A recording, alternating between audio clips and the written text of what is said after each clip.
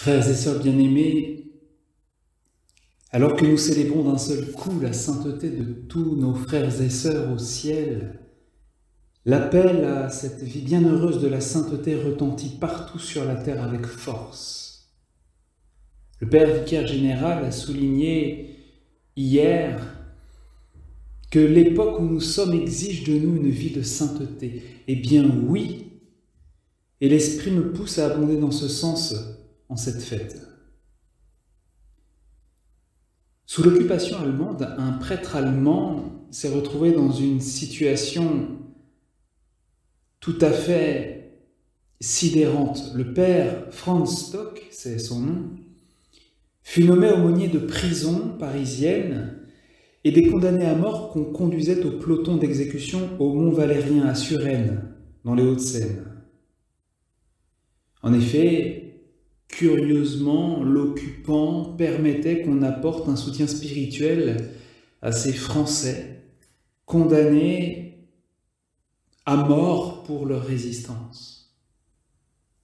Et quand le Troisième Reich fut vaincu, plutôt que de rentrer à la maison, le père Franz choisit de se laisser faire prisonnier de guerre dans un camp américain près de Chartres, où il prit la tête du séminaire dit des Barbelés pour accompagner, former encore les séminaristes allemands qui avaient été contraints de gagner le front en France.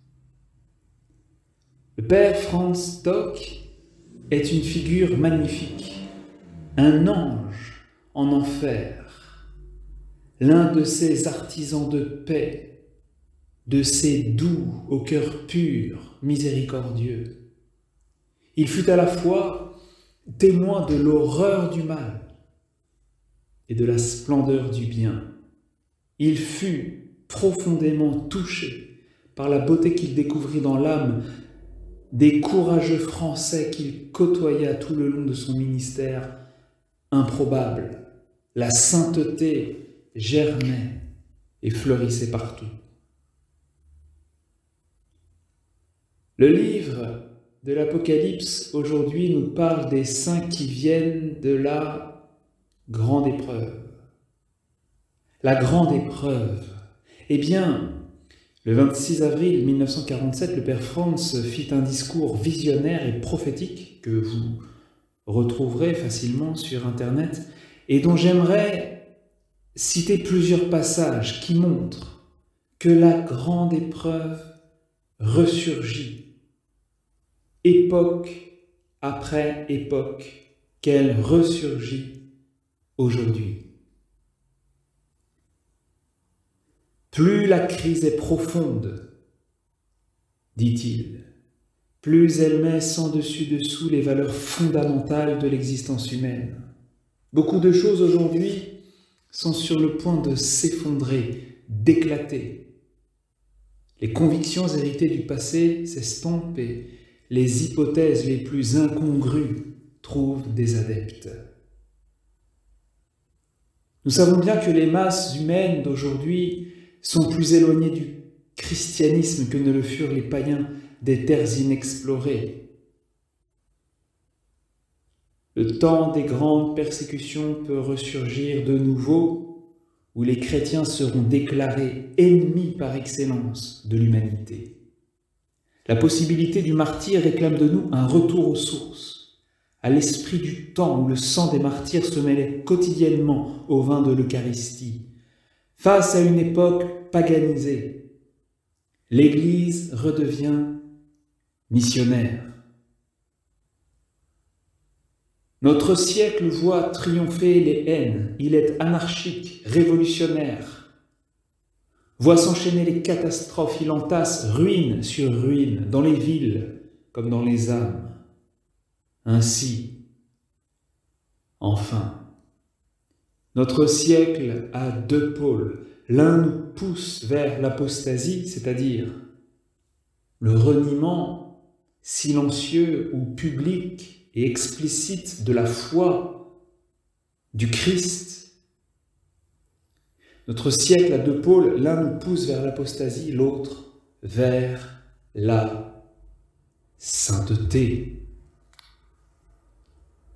Quelle actualité, quelle clairvoyance, qui fait déceler dans les fibres d'une époque cette espèce d'affrontement qui remonte aux origines du monde et qu'on trouve en filigrane aussi dans le discours des béatitudes. Un esprit d'amour extraordinaire, celui des humbles, des doux, des artisans de paix, des affamés et assoiffés de justice, des persécutés,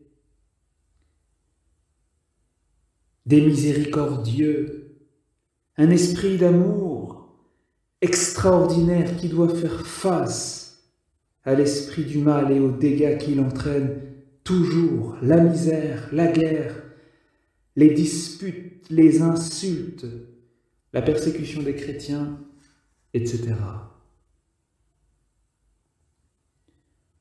Dans son encyclique sur l'Esprit Saint, Jean-Paul II rappela que, attention, c'est un peu grave quand même, c'est du lourd. Jean-Paul II rappela que l'esprit des ténèbres est capable de montrer Dieu comme un ennemi de sa créature et avant tout comme un ennemi de l'homme, comme une source de danger et de menace pour l'homme. De par Satan, il y aura au cours de l'histoire de l'humanité une pression constante pour que l'homme refuse Dieu jusqu'à le haïr. Mais Dieu merci, l'Esprit Saint aussi met la pression, il se démène et rend manifeste le mensonge. Ce mensonge, dit Jean-Paul II, qui a mis en état d'accusation, en état de suspicion permanente, l'amour créateur et sauveur lui-même. L'Esprit Saint nous apprend que dans les profondeurs du mystère de la croix, l'amour est là, l'amour agit, et cet amour amène l'homme à participer de nouveau à la vie qui est en Dieu, même au bonheur, à la béatitude que Dieu lui-même, que la Sainte Trinité est pour l'homme. L'Esprit Saint, frères et sœurs, nous dit aujourd'hui, Jésus rend heureux. Jésus rend heureux, la sainteté, voilà le bonheur et le ciel, ici-bas.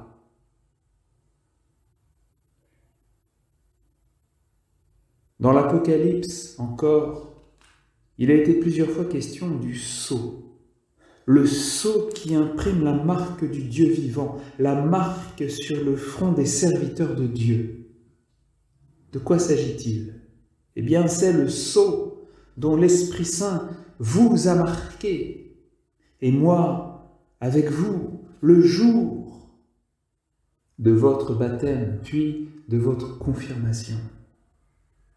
Parmi les significations de ce sceau, il y a celle-ci.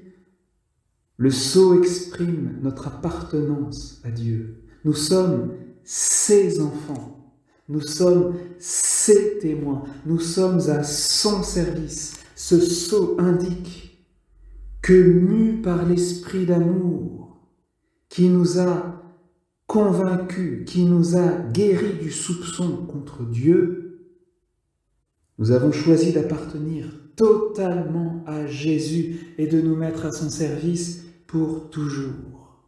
Il peut disposer de nous selon son bon plaisir, parce qu'entre lui et nous, c'est, comme on dit, à la vie, à la mort, n'est-ce pas?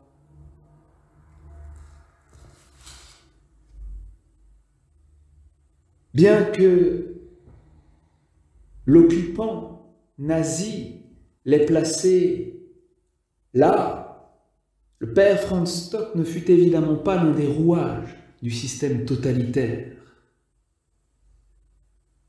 Mais il fut l'envoyé de Dieu au plus profond des ténèbres. Il fut l'ange, il fut l'agent de la providence divine qui jamais, ni nulle part ne nous lâche. Et dans son fameux discours, il déclara d'ailleurs que c'est la Providence qui nous lance cet appel à la sainteté par la voie de l'histoire. L'histoire, l'époque nous lance un appel. L'appel à la sainteté, et nous devons y répondre. Car, chers frères et sœurs, vous êtes, vous aussi, les enfants de Dieu, les fils et les filles de son amour, de sa lumière. Vous êtes ceux et celles que le Père envoie dans le monde avec son message de salut, de liberté, d'amour, de paix. Son message adressé à l'humanité qui semble se décider chaque jour un peu plus pour la mort et qui, sans Dieu, n'a pas d'avenir. Pas d'avenir sans Dieu. Au fond, il n'y a que la sainteté qui soit l'avenir. Il n'y a que la sainteté qui ouvre, qui soit le chemin. Il n'y a qu'elle qui puisse faire reculer le mal. Le Christ nous rend vainqueurs du mal par le bien. Et c'est la seule victoire possible. La haine n'est repoussée que par la plénitude de l'amour. Le mal par la plénitude du bien. Le mensonge n'est repoussé que par la vérité en plénitude. Et la laideur n'est repoussée que par la beauté. Tout comme un vide n'est rempli que par le plein. C'est la sainteté, frères et sœurs, qui apporte le bonheur sur la terre. Ne perdons pas l'espoir en un changement du cœur de l'homme. Amen.